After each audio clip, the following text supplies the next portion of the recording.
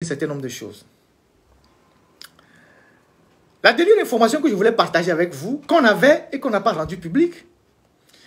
Un jour, si vous vous rappelez, j'ai dit dans un de mes lives que les autorités ou les barons qui font le zèle, qui font leur petit numéro, qui font quoi là? Le jour où ça va chauffer, ce sont les soldats qui sont dans leur propre maison, qui les gardent, qui vont les arrêter.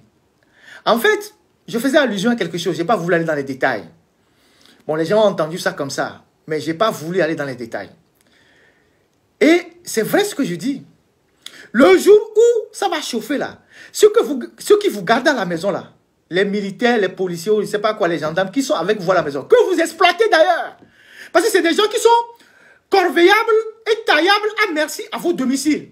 Vous les utilisez pour faire le jardinage, pour tailler vos fleurs, pour faire vos courses, pour arroser vos fleurs, pour laver vos piscines, pour faire ci, pour amener vos enfants à l'école, pour laver vos voitures, alors que ce n'est pas leur rôle.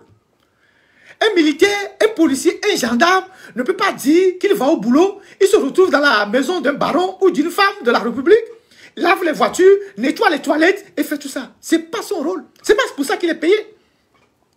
Mais ils sont à vos domiciles. Ils sont vos boys, pratiquement. Vous les exploitez comme vous voulez. Vous les insultez, vous leur crachez dessus. Mais eux, ils voient ce que vous utilisez. Ils savent comment vous enrichissez. Ils savent que vous avez beaucoup d'argent sur vos comptes. Et ils savent que vous changez de voiture tous les jours. Alors, ces gens-là, le jour où ça va chauffer là, c'est eux qui vont vous arrêter avant le peuple. Et je vais vous dire pourquoi j'avais dit ça. Et je vais vous donner un exemple concret. Courant mai de cette année, au mois de mai, je ne vais pas donner le jour, il s'est passé quelque chose. Bon, moi, ça m'a beaucoup amusé. C'est pour ça que j'ai parlé de ça quand j'ai eu l'information.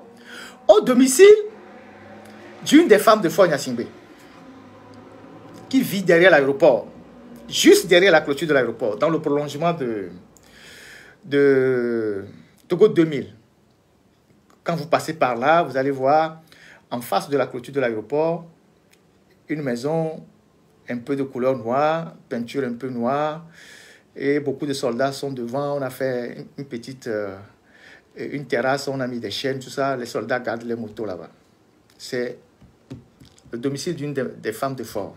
Je ne dis pas maîtresse, femme. Voilà. Femme de Fort. Elle s'appelle Marie-Jo. Donc, dans la foulée de la proclamation des résultats des législatives et de tout ce que vous savez, voilà, à Tiégou, voilà.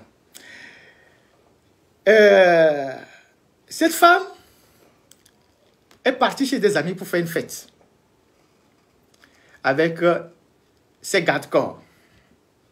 Les gardes-corps, ils en ont plein. Certains en ont jusqu'à 4, 5, 6. Donc, elle part avec les autres gardes-corps, tous les gardes-corps pour aller à la fête. Et elle laisse à la maison et son garde-corps principal, c'est-à-dire celui en qui elle a confiance, un béret vert. Elle le laisse à la maison pour veiller sur la maison. Ok. Ce dernier, sachant que sa patronne est partie pour une fête, elle va rester un peu longtemps, il appelle le garage central pour demander une voiture au nom de sa patronne, que sa patronne a besoin d'une voiture. Et comme on ne refuse rien aux femmes de la République, parce que, voilà, elles ont tous les passe-droits, aussitôt dit, aussitôt fait. Le monsieur allait chercher la voiture, et comme c'est l'homme de confiance, il a accès à toutes les chambres et tout. Donc, il rentre, il ramasse tout ce qu'il peut ramasser, il prend le coffre-fort, tout, et puis, il disparaît. Il disparaît. Et la patronne revient et on signale le forfait. Et on déploie plusieurs unités pour se lancer à sa recherche. On a sollicité les relevés d'appel rapidement pour savoir qui l'a appelé, tout ça. Tous ceux qu'il a appelés dans la foulée, on les a ramassés. Dont certains de ses neveux, les innocents, tout ça, on les a ramassés. Donc, on a ramassé les gens. Et lui, il prend la voiture avec son butin et pour disparaître, il va laisser la voiture quelque part. Il ne l'a pas brûlée comme les bandits le font en Europe, aux États-Unis. Parce que s'il brûlait la voiture, les gens, là où ils brûlent la voiture, on devait savoir qui a amené cette voiture, pourquoi il brûle. Il abandonne la voiture quelque part, voilà l'expression. Et il s'est fondu dans la nature. Donc, on a ramassé tout ce qu'on peut ramasser. Certains sont encore en prison. Les familles ne savent pas où ils sont. Les familles ne savent pas où ils sont. On a ramassé les gens. On a lancé Interpol contre lui. C'est un bérévé, il est de Dapaon. On est allé dans son village qui s'appelle le Togou. Bon, Dapaon dans les savanes, un village qui s'appelle le Togou. Ils sont allés dans son village faire des perquisitions. Bousculer quelques jeunes là-bas. Et on a signalé Interpol. Le gars est recherché jusqu'à ce jour. Et ce gars a cassé le coffre-fort avec certains de ses amis. Ils se sont bien servis. Il y avait les bijoux, euros, dollars. Bon, les CFA, ils ont partagé. Donc, avant de disparaître dans la nature, il a gratifié certains de membres de sa famille. On est allé, on a ramassé tous ces gens-là. Et jusqu'à ce jour, ok, le Togou, c'est dans le Dapan, voilà, c'est le village. Ils sont allés dans le village faire une perquisition là-bas. Et donc, ils sont allés faire une perquisition dans le village. Bousculer quelques jeunes. Certains ont dû se mettre à l'abri. Donc, ils ont mis les moyens de l'État pour faire une chasse à l'homme. Et ils ont ramassé les gens.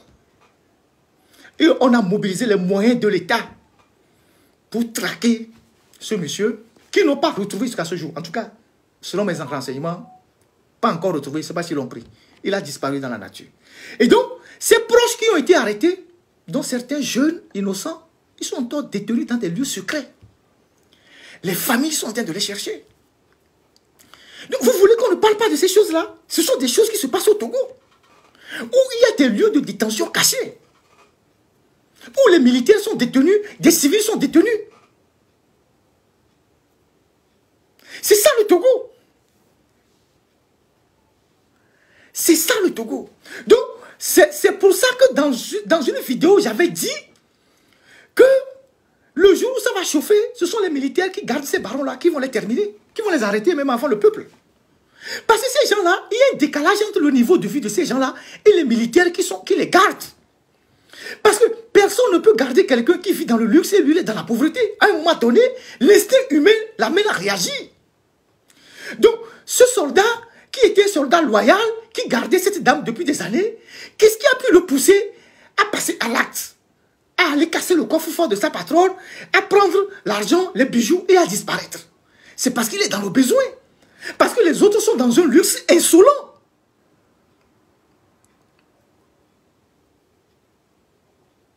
Cette dame, Marie-Jo, est actuellement en France.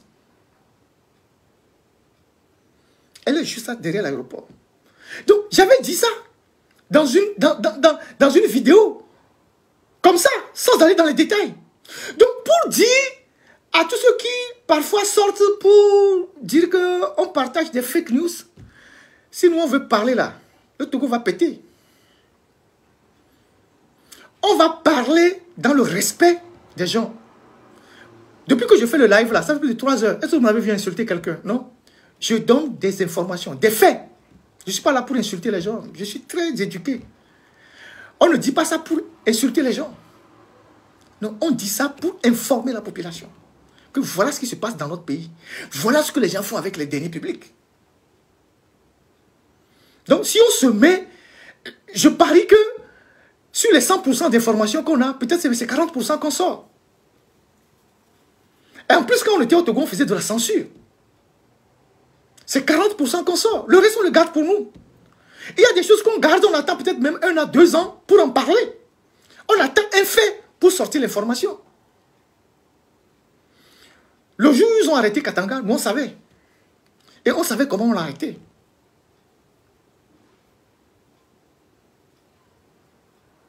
Donc voilà ce que moi je voulais partager avec vous sur le cas de nos militaires. Et on parlera de